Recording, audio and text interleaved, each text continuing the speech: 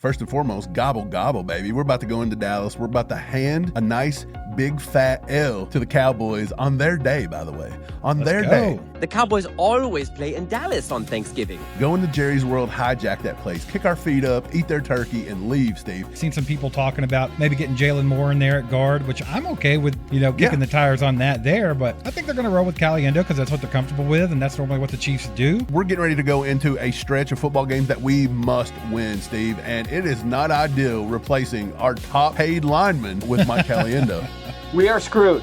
So Dameon Pierce, he's just like a little icing on the cake right now because we have Kareem Hunt, who we saw can absolutely be a straight dog and take a game over like he did on Sunday against the Colts. He's what we talked about. He's a dog. Nate Taylor actually said that the team plans to have Dameon Pierce going by the Texans game. So he's going to get a little Texans revenge. 16 penalties on special teams, and we've only played 11 games, Steve. That is undisciplined. Sloppy as hell. Sloppy as hell. Yeah. That's all you can say about it. Get it together, Dave Toad.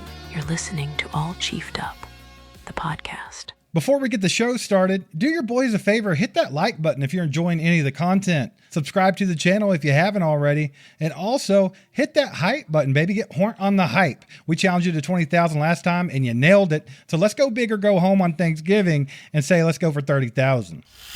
Chiefs Kingdom ACU crew, welcome back to All Chiefed Up. We're back with another podcast for that ass. Let's freaking go, ladies and gentlemen. It is Wednesday, November 26th. It's the day before Turkey Day. The Chiefs have a big game with the Dallas Cowboys tomorrow, Mike, in Dallas. Let's talk about that injury report that came out today. Yeah, first and foremost, gobble, gobble, baby. We're about to go into Dallas. We're about to hand a nice, big, fat L to the Cowboys on their day, by the way. On their day. On their Thanksgiving day is what we're about to do. Go into Jerry's World, hijack that place, kick our feet up, eat their turkey, and leave, Steve. But let's look at the injury report a little bit. Smith and Gray, they didn't practice on Monday or Tuesday. Of course, there was really no practice on Monday. They got a day off. Yesterday, there was a light 10-10-10 session. So it's going to be the only time they get on the field all week during practice. Those two are not out there, and they are probably not going to play. There's just no way. Christian Roland Wallace got injured in the game on Sunday. He was limited. And then Rashee Rice, you've seen him hobble off the field with a hamstring during the game. Yeah. He was out there today in a limited capacity with that hammy. He did have a compression sleeve on his right leg today during practice. So that's like the main one. So we kind of knew Smith is going to be out, and Noah Gray, of course, in the concussion protocol. Christian Roland Wallace still on the fence there, limited participant. He's been playing really well lately, so that would be kind of a loss for the Chiefs. Absolutely. But Rashee Rice, man, that's our dog right there. He's got to be on the field for this one. So let's hope he gets that hammy in order, and he's out there ready to roll. Yeah, we can't miss any time with Rashee Rice. Hopefully that isn't something that occurs during the game over and over, and you see him go to the sideline or make a good play and he tweaks it, and like we cannot have that going forward. Actually losing Trey Smith right now is not ideal. It's just not. If you all watched the video yesterday, we talked about that a little bit, but it's not ideal here. We're getting ready to go into a stretch of football games that we must win, Steve, and it is not ideal replacing our top paid lineman with Mike Caliendo. It's wild that you're saying that about a guard. But yeah, Caliendo did not play well this past Sunday. It's probably one of the worst performances I've seen him have. So hopefully he can have a good bounce back game, because I do fully believe that Andy Reid's going to go with Caliendo. He's going to be the guy there. I've seen some people talking about maybe getting Jalen Moore in there at guard, which I'm okay with, kicking the tires on that there. But I think they're going to roll with Caliendo because that's what they're comfortable with, and that's normally what the Chiefs do. So let's just hope Caliendo has a nice bounce back game. Absolutely. Hey, let's move it over to a fun story, man. Dameon Pierce, we all know he's on the roster. He's ready to go. He signed to the practice squad. He actually got out there today for the first time. He was on the field today during practice, and they give him a new number, Steve. He's going to be number 34. Deneric Prince action. Right. Deneric Prince, Darwin Thompson, Samaje Perine, and Steve, running back out of Arkansas. Niall Davis. Niall Davis, baby, Let's returner. Go. That guy had thighs this big around, bro. Niall Davis was a wild pick. Like, we all thought he was going to be really, really good, and just never really got there, Yeah, for sure. Mike, so Dameon Pierce is exciting. Of course, everybody wanted a running back. We needed one, obviously, with Pacheco kind of being day-to-day with that MCL sprain. But it looks like Pacheco's coming back, baby. They've been talking about that. He's going to be playing. So Dameon Pierce, he's just like a little icing on the cake right now, because we have Kareem Hunt, who we saw can absolutely be a straight dog and take a game over like he did on Sunday against the Colts. He's a dog. We talked about, he's a dog. He's a dog. We talked about, Mike, he's a little older. He looked like he got beat up a little bit here and there, and he just a very gutsy performance from Kareem Hunt there. He can't do that every week, though. Yeah. He can't carry the ball 30-plus times every week.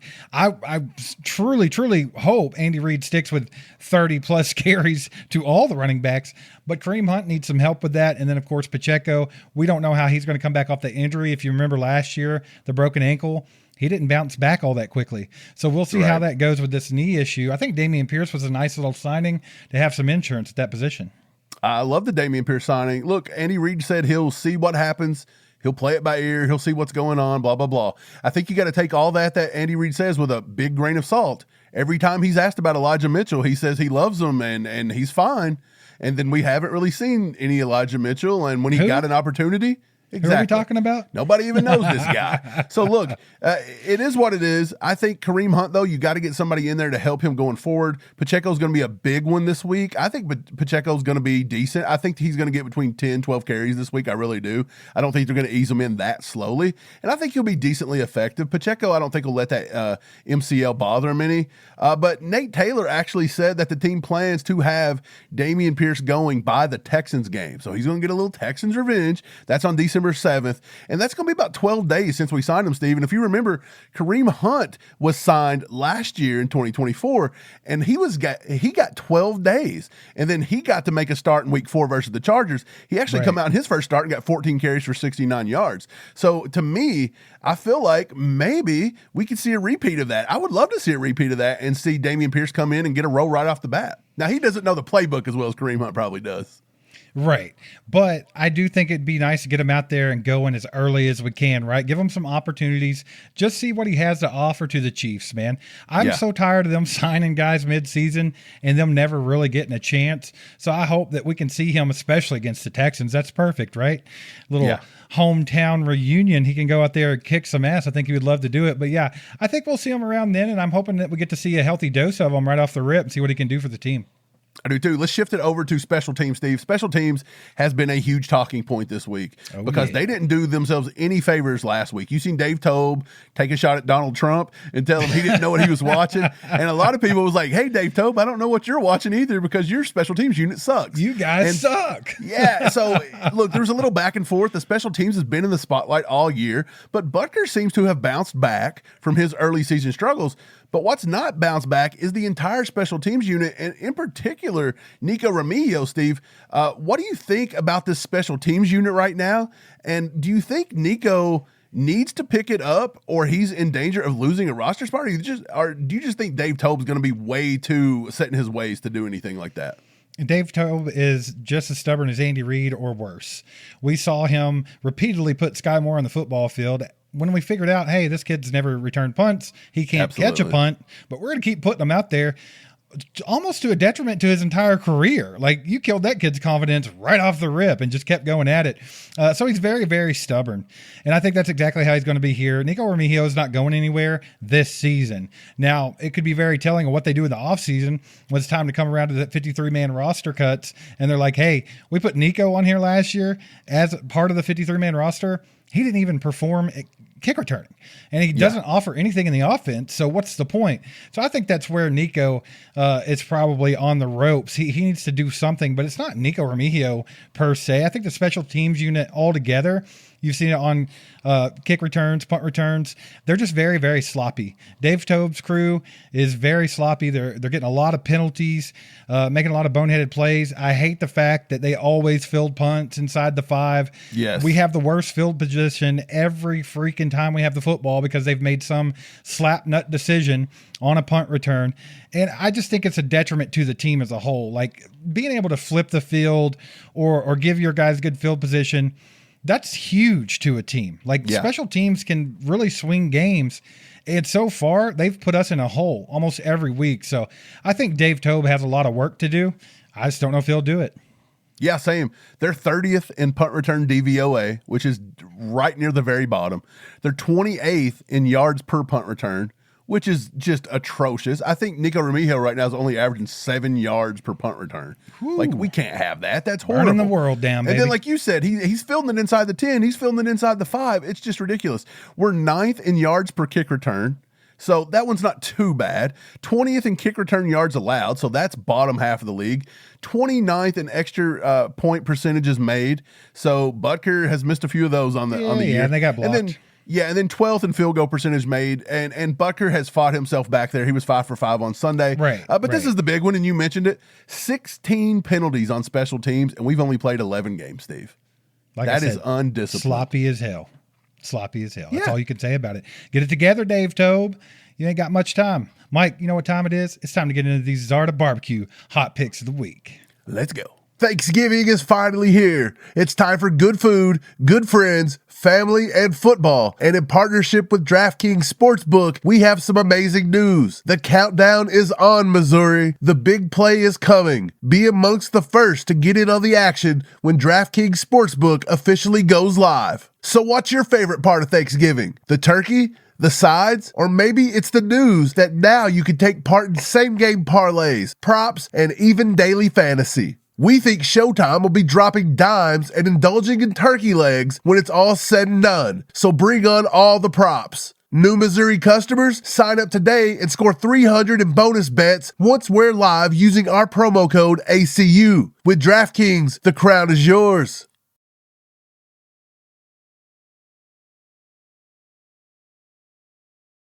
Yeah, man. So another big matchup for the Chiefs. They need to win out this season, bro. So every game is a big game to them.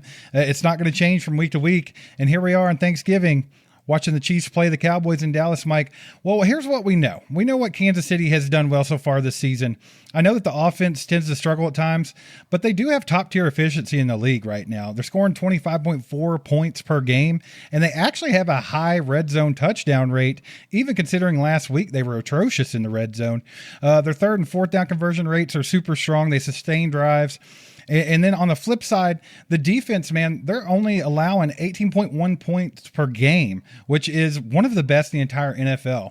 So when you look at that and you think about those statistics, you look at Dallas. They're a team, they can put a lot of points up sometimes. That offense can get hot. They have a lot of weapons out there with CeeDee Lamb, George Pickens, Jake Ferguson, you name it. Dak has his pick of guys to throw it to, and they can put some points on the board. But their defense, super suspect, dude. Their defense is near the bottom of the league on third down defense, red zone defense. They're very susceptible to the run. They're one of the worst teams in the league in run defense, and they don't create turnovers. They're one of the lowest teams in takeaways. So I think what the Chiefs have to do is just be very smart. Don't take any big risk at all. I think what you want to do is you want to kind of stick with what Andy Reid did last week against the Colts and come out with a heavy dose of the run game.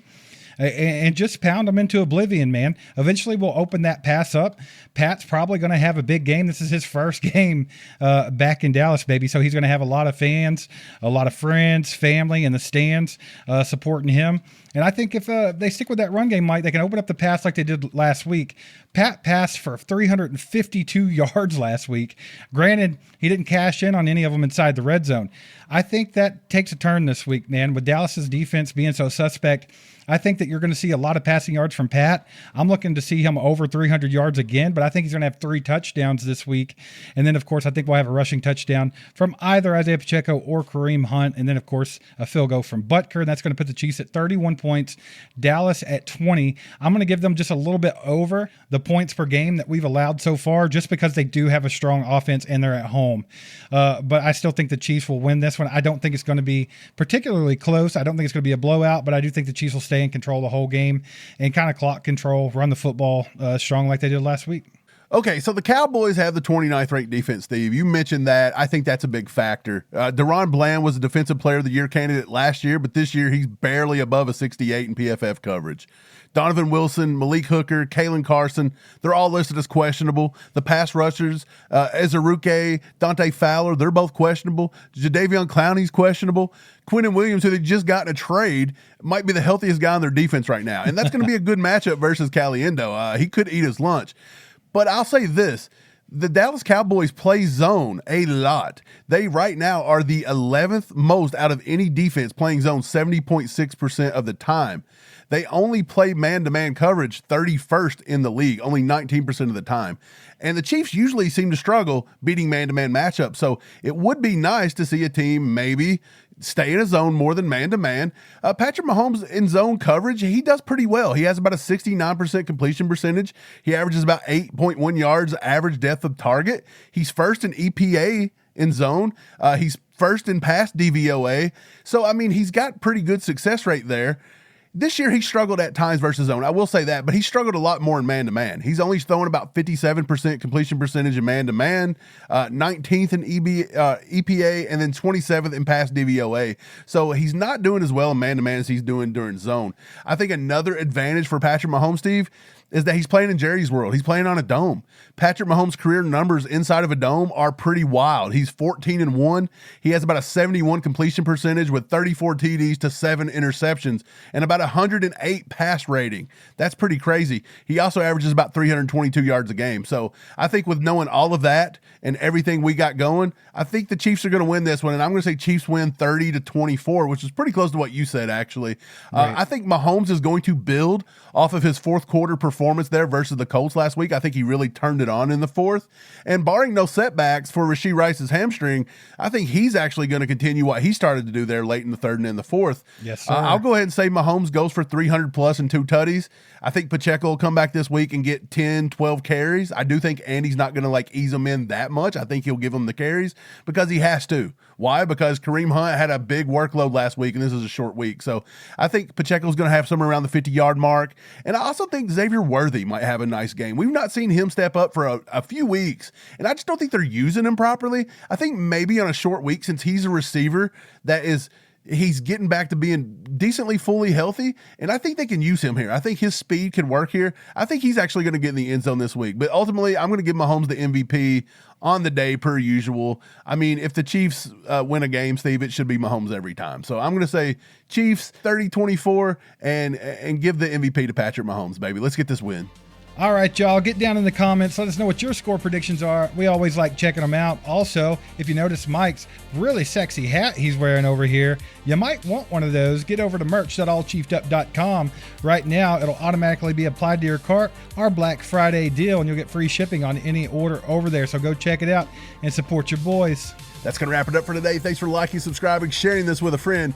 We'll catch you next time. Go Chiefs.